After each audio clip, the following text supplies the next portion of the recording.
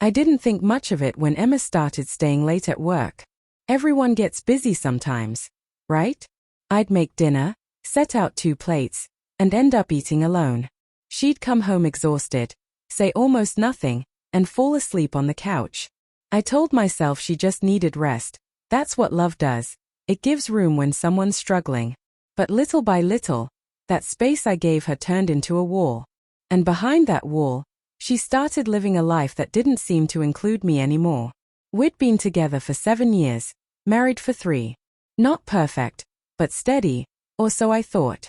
Lately, though, the quiet between us felt different. It wasn't peaceful anymore. It was thick, tense, like the stillness before a storm. One Friday night, I tried to reach her. "Hey," I said, keeping my tone light. "What do you think about getting away this weekend? Just us.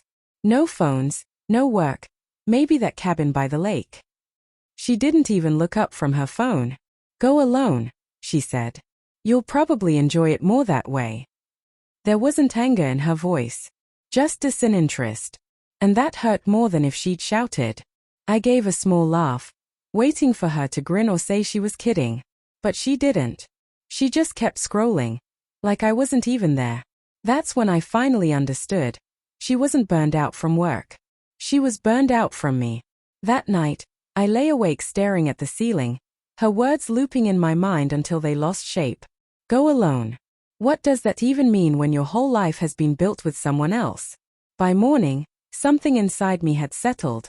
Not anger, just clarity. I packed a small bag, a few clothes, my old leather jacket, the one she used to tease me about, saying it made me look too serious. I took one last look around the apartment we'd painted and filled together. It didn't feel like ours anymore.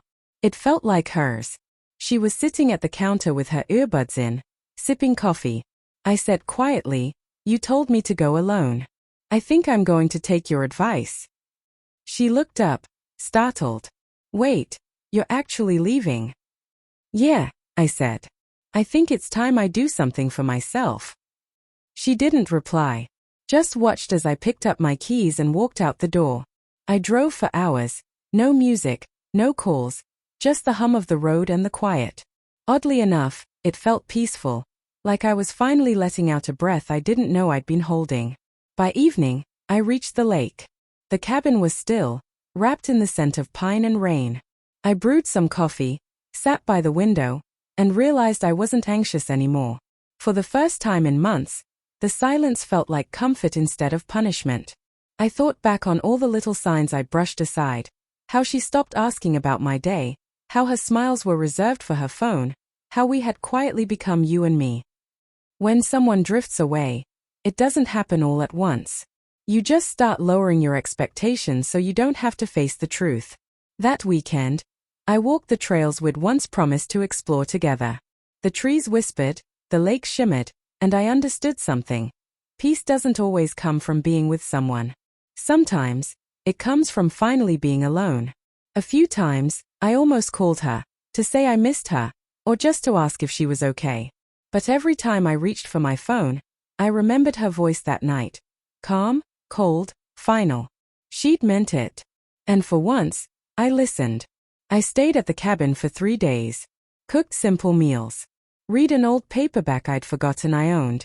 Slept with the windows open. I wasn't lonely. I was present. When I finally drove back home, I knew I wasn't the same person who had left.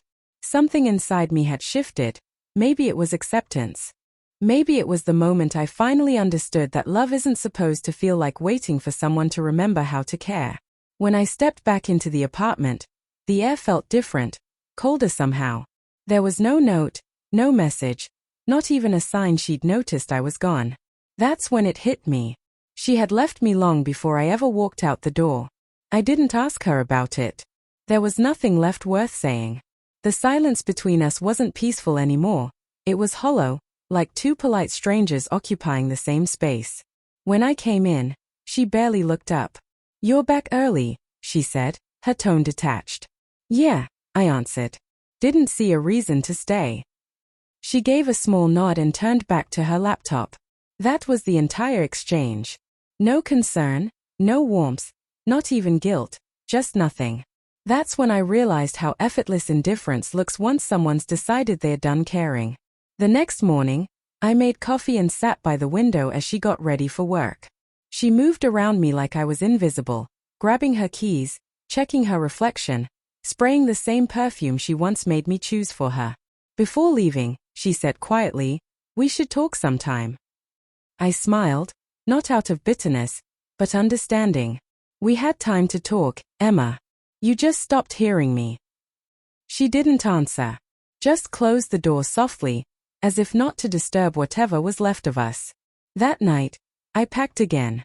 But this time, it wasn't for a short trip. I didn't yell. Didn't send any long messages or demand closure.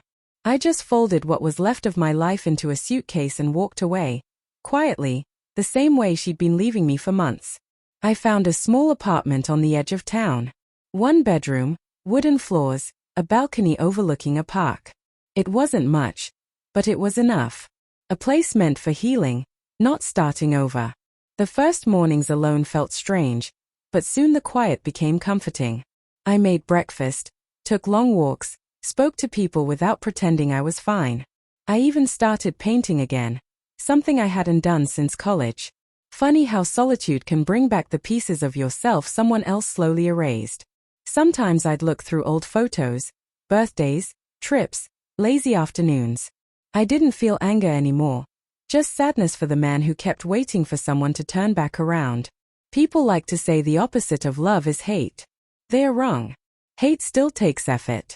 Indifference is when you simply stop existing in someone's world. A few weeks later, I ran into an old friend at a coffee shop. He looked surprised to see me alone. "Hey, man. Haven't seen you guys in a while.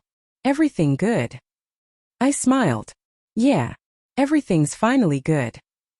He didn't ask more, but I could see he understood. Everyone always does. The only ones who pretend not to notice when love dies are the people still inside it.